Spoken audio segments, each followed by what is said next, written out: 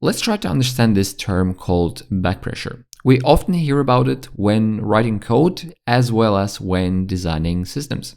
Let's say in our system we have a publisher and we have a consumer, and both of them have their own speed at which they can deal with things. Right? Let's say the publisher can deal at a much higher speed than the consumer, namely twice as fast. So here's the difference between the publisher and the consumer. So what happens when a publisher sends something to the consumer twice as fast? Well, let's try to understand.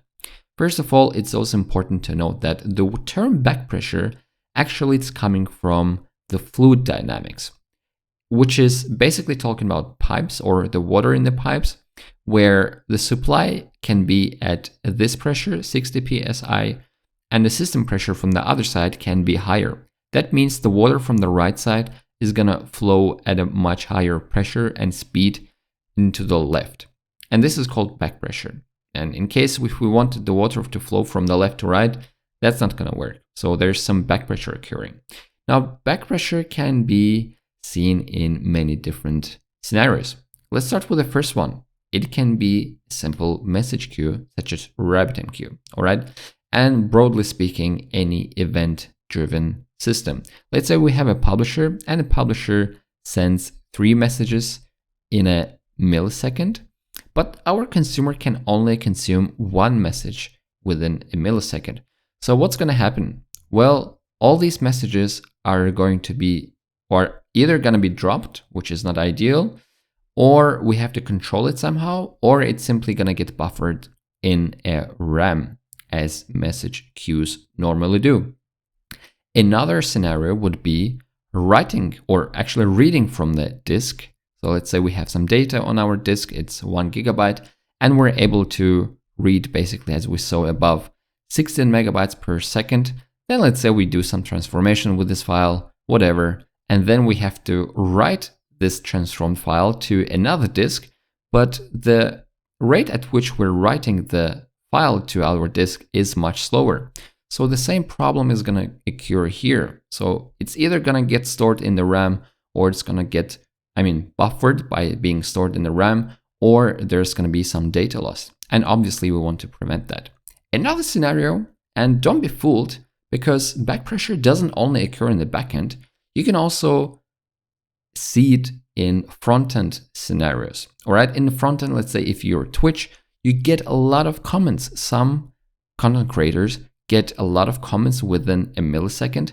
And what are you going to do with these comments? Are you going to render them in the UI all at once? Obviously, your browser is going to crash. You're going to have your users suffering from this amount of messages. Obviously, you need to do something.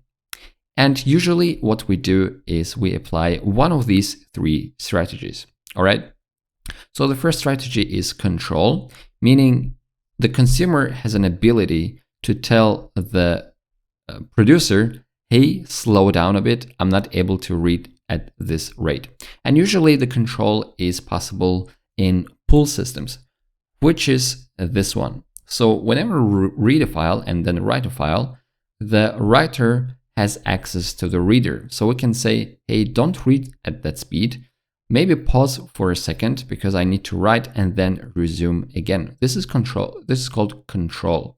And we're going to talk about control flow in the following videos, as well as now a little bit. Also, we can have an option of buffering. What buffering means is basically this. Let's say we can only consume 1 message at a time. So these 2 messages are going to be stored either on a disk or, as usually happens, in a RAM. So it's called buffering. And as the consumer is free, it's going to take the buffered messages from the RAM, and all the other messages that are not able to make into the consumer are going to end up in the RAM in case of backpressure. All right. There's also a third option called drop. We can also drop the messages as an example of a Twitch. All right. So the thing is, we don't have to show all the comments at once.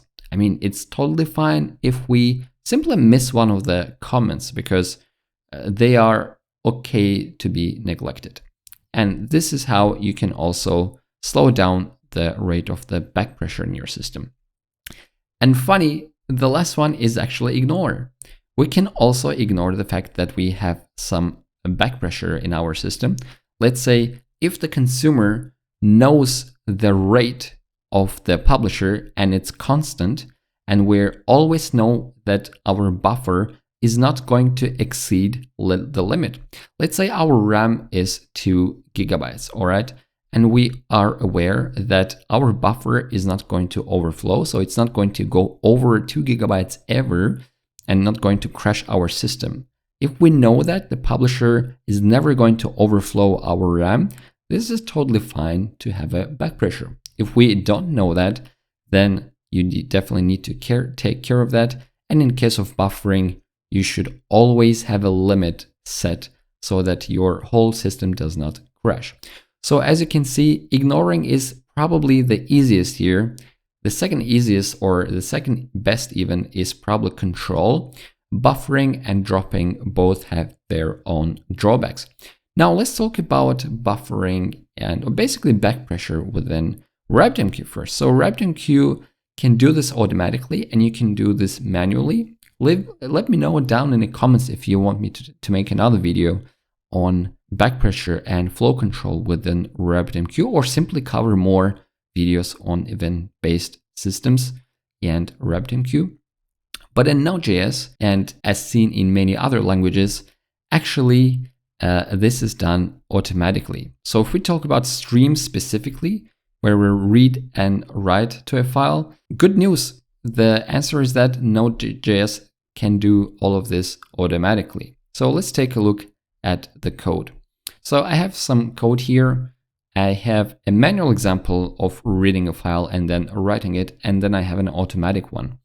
So the manual one has to apply backpressure manually. So let's say we have a readable stream and then we have a writable stream, and the readable stream can only read 16 kilobytes of chunks, and write is much less, so 8 kilobytes of chunks. So every time we receive some data, we have to have some kind of a condition. So if we're able to write the chunk, then we can continue. If not, we are gonna say, hey, backpressure actually detected. We have to pause the reader. Okay, we pause the reader like this, and then we have to drain the writer. And then once the writer is drained, meaning it wrote all of its data, we can then resume reading the readable stream. And then we're gonna do it like that. Obviously, this is not ideal. You can also check out my video on streams. I'm gonna link it in the description. This is a better idea. We can simply create read stream and then write stream, as seen in the previous example, source and destination, and simply use a pipe, because pipes are going to automatically handle this. As simple as that. Basically, readable.pipe writable. It means take the data from the source and write it to the destination. Obviously, you can do some transformation along the way. Now, if you guys like this video, check out my other videos on system design. I'm gonna put the playlist here for you to click on, and wishing you all the best. Good luck.